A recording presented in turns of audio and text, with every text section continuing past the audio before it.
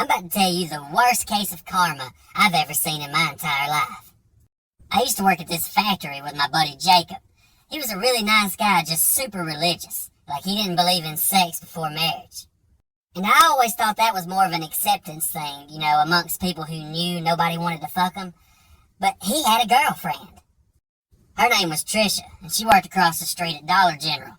And I'll tell you this much, she didn't believe in staying celibate. And I only knew that because she was fucking my other buddy, Devin, who also worked at the factory. I used to tell him all the time, you need to stop fucking that girl. That ain't right. I mean, she's not even that hot. She's a Dollar General 6. It's like a 4 in real life. And he'd always say, oh, hell, he ain't doing nothing with it. He ain't doing nothing with it. I said, dude, that is a terrible excuse. I didn't touch my lawnmower all summer. I didn't see you over there cutting my grass. He was like, oh, hell, what's the worst that could happen? I don't know. He could shoot us. All of us. At work. His job sucks. He ain't fucking nothing. What does he have to live for? Stop doing it. But he didn't stop. And one day, me and Devin were sitting in the break room, and Jake walked in. He had this weird look on his face.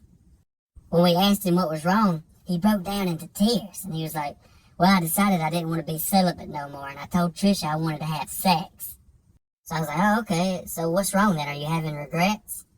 He's like, no, whenever I told her I wanted to have sex, she just broke down and started confessing to me. I just looked over at Devin, and he was like, what did she tell you?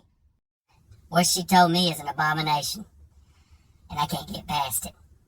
And I was just looking at Devin like, fuck, you about to die. I hope it's just you.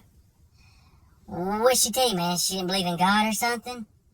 And before he could say anything, Devin cut him off, and he let his guilty conscience get the better of him. He just spilled his guts. Like, look, man, I'm so sorry. I know I shouldn't have fucked her. I feel really bad about it. I'm a piece of shit. Jake was stunned. He just sat there in shock, didn't say a word. And I was like, well, this is it. Finally, he was able to mutter out the words, you guys slept together? Devin was like, yeah, I thought that's what this whole thing was about.